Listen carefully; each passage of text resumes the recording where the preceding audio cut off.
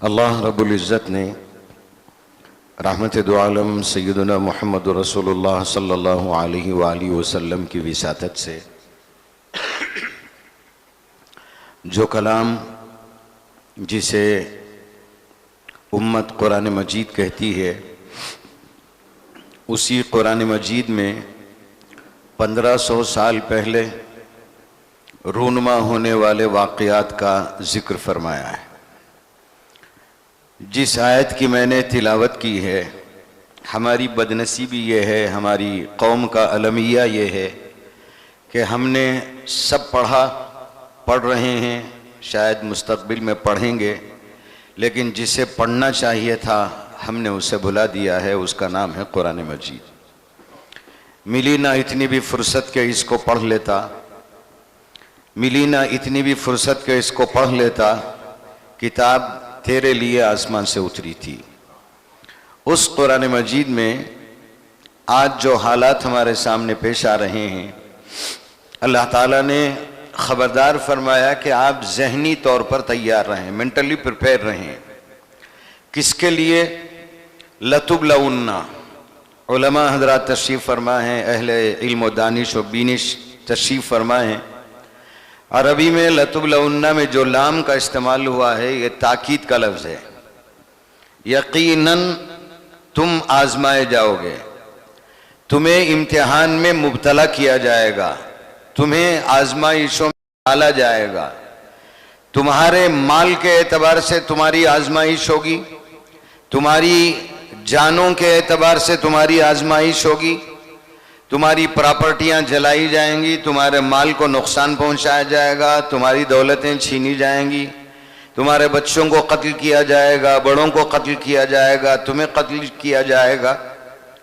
वलतस्माउन्ना, और अनकरीब तुम लोग सुनोगे, मिनल्लज़ीना, उन लोगों से, अल्लज़ीना ऊतुल किताबा मिन क़ब्लिकुम, जिन लोगों को हमने तुमसे पहले किताब दी, उन लोगों से तुम अनकरीब सुनोगे।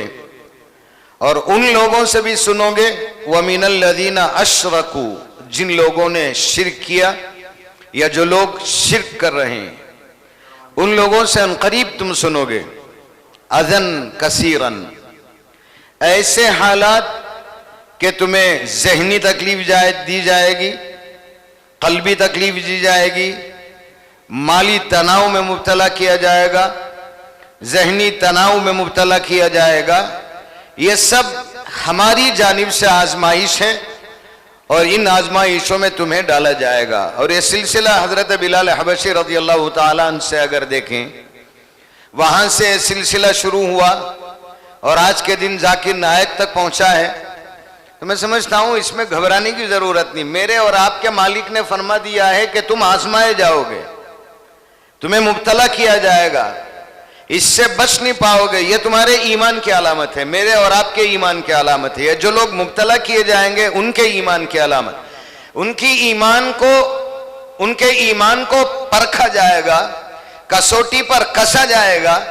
और अल्लाह ताला ने नामजद कर दिया है कि किससे तुम्हें तकलीफ होगी। व मिनल्लज़ीना अशरकू, जो लोग शिर्क करने वाले हैं, जो लोग मुशरिक हैं, उनकी जानिब से यह सब होगा। जबरदस्त अज़ियतें तुम्हें पहुंचेंगी। उस वक्त तुम्हारा अमल क्या हो? व इन तस्बिरू, ऐसे मौकों पर तुम सब्र करो। सब्र करो का यह मतलब नहीं कि हाथ पैर बांधो, रोते हुए कोने में बैठ जाओ। जिस सिचुएशन में डिफेंस के लिए, अपने आप के बचाव के लिए जो सूरत हो सकती है, उसका नाम है सब्र। लेकिन गलत तशरीह ये की गई, सब्र करो सब्र करो, किसी का इंतकाल हुआ सब्र करो सब्र करो।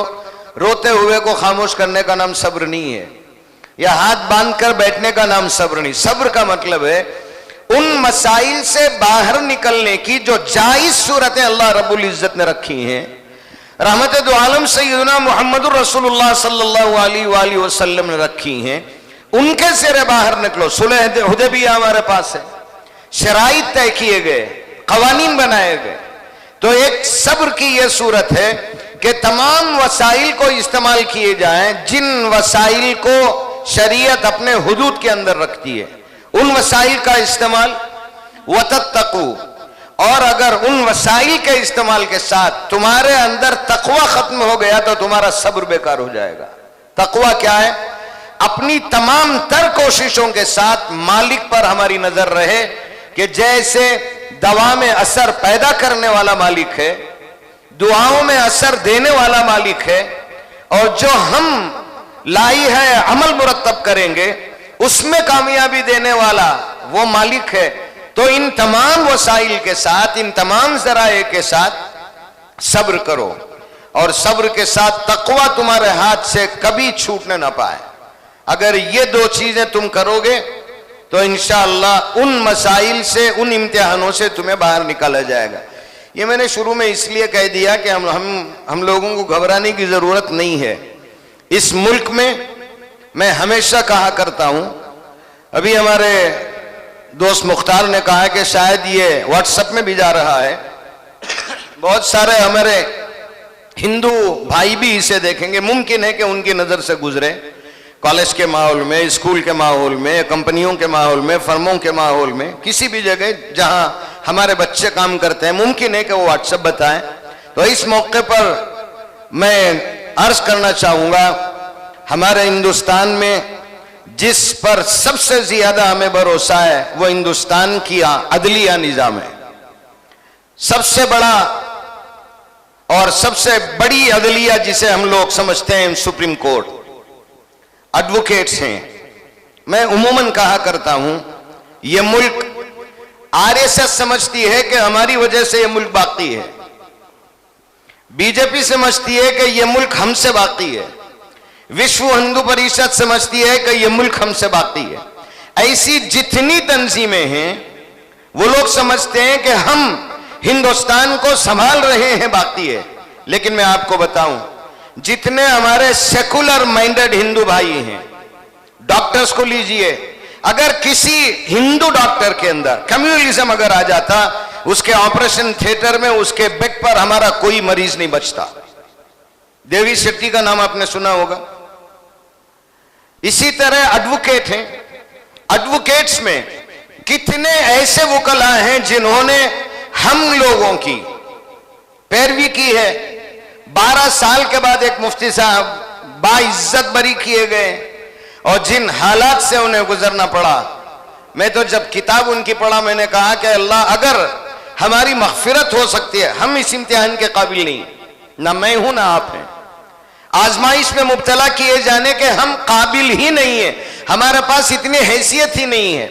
लेकिन वहां से जो निकले हैं, ये जो हमारे हिंदू डॉक्टर्स हैं, एडवोकेट्स हैं, जजेस हैं, मेरे दिल में ख्याल भी आता है, कई जगह मैंने ये कहा और आज फिर मैं उसे दोहराना चाहूंगा, हम उन तमाम हिंदू भाइयों को जो सेकुलर माइंडेड है, हम उन्हें सलाम करेंगे कि उनसे हमारा ताल्लुक, हमारा उनसे ताल्लुक है तो ये मुल्क बचा है। दैट्स मीन हमारे मुसलमानों से और हमारे हिंदू भाइयों से ये मुल्क बचा है, बीजेपी और आरएसएस से नहीं बचा है। और हैरत है मुझे, नेशनल मीडिया में, print media, connect media, Arnab Goswami किसी जमाने में बहुत मद्दा था मैं उसका, यानी जिस स्टाइल में वो सवाल करता है, जिस तरह वो जरे करता है, बहुत हैरत हुई मुझे जाकिर नायक के मसले को लेकर। जिस तरह मैं शेख से गुजारिश करूंगा, शेख उमर शरीफ आपसे गुजारिश करता हूं, मैं मीडिया में जितने नाम हैं, जैसे समझिए कि राजदीप सरदेसाई है, तेस्ता सलवाद है,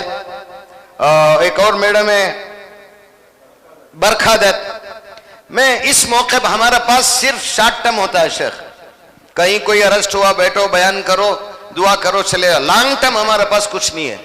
मैं कहता हूं कि क्यों ना ऐसा कोई अमल किया जाए जिसमें हम लोग मुस्तकिल मिलते रहें। मतलब ऐसा होता, ऐसा लगता है हम लोग इंतजार में करते हैं कि कोई अरेस्ट हो तो हम लोग जुड़ें, कोई अंदर चला जाए तो हम लोग बैठें, ऐसा नहीं। मैं कहता हूं कि हम सब जुड़ें। दारुल देवबंद के नायब मोहतमी हज़रत मौलाना अब्दुल खालिक मदरसी साहब का जो बयान आपकी नजरों से गुजरा होगा, जाकिर, इख्तिलाफ का जहां तक ताल्लुक है, बाप बेटे के दरमियान इख्तिलाफ है, माँ बेटी के दरमियान इख्तिलाफ, शौहर बीवी के दरमियान इख्तिलाफ, दोस्त दोस्त के दरमियान इख्तिलाफ, इवन स्टूडेंट और टीचर के दरमियान, प्रोफेसर और स्टूडेंट के दरमियान इख्तिलाफ होता है। इख्तिलाफ किस में नहीं होता है?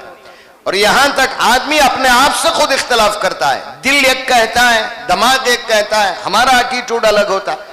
तो ये इख्तलाफ बुरी बात नहीं है। जहां तक जाकिर नायक साहब का ताल्लुक है, हमारा इख्तलाफात इससे पहले थे, अब हैं, आइंदा रहेंगे। मौलाना अब्दुल खालिक मदरसी साहब का बयान है, लेकिन इसका मतलब ये नहीं है कि आप जिसके साथ चाहे खिलवाड़ करो हम हाथ बांध के बैठेंगे, ऐसा नहीं है। हम लोग हमेशा मुत्तहिद रहे हैं।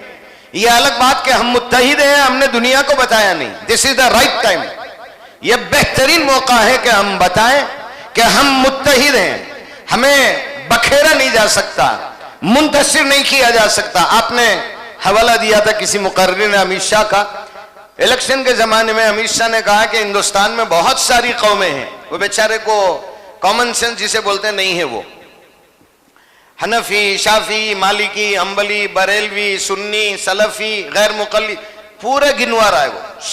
शिया में इतने हैं और सब बिखरे हुए हैं। ये अमित शाह के अल्फाज थे, सब बिखरे हुए हैं। फुला हमारे साथ है, बोहरा हमारे साथ है, शिया हमारे साथ है, सुन्नी हमारे साथ है, वो फुला हमारे साथ है। अब रहे 2-3, ये सब हमारे लिए आसान खेल है। तो मतलब वो लोग समझ रहे हैं कि सब बिखरे हुए हैं। इस मौके पर हमें बताना होगा हम सब मुत्तहिद हैं।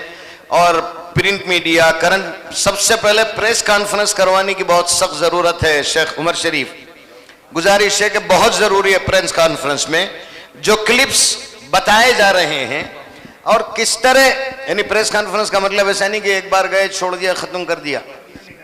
वो जो मीडिया में बताया जा रहा है कि मैं उसामा को हीरो, हर मुसलमान दहशतगर्द होना चाहिए, उसके बैकग्राउंड में क्या बात आई है, जब तक उसे सामने नहीं लाया जाएगा।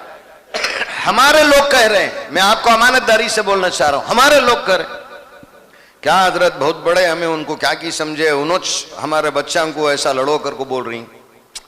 मेरा कहने का मकसद यह है किस तरह मिसगाइड किया जा रहा है, नौजवान जहनों को मुंतशिर किया जा रहा है। तो हमारी अखलाकी और ईमानी जिम्मेदारी बनती है कि कुछ उनके खास क्लिप्स जो मीडिया में बताए जा रहे हैं, उनकी पूरी फुल क्लिप इसे व्हाट्सएप में अगर हो सकता है तो हमारे उर्दू अखबारात के जिम्मेदारों से, उनसे भी मिलें और नामा निगारों से भी मिलें, जो रिपोर्टर्स हैं उनको भी मिलें, और सिर्फ हमारे मुसलमानों से नहीं।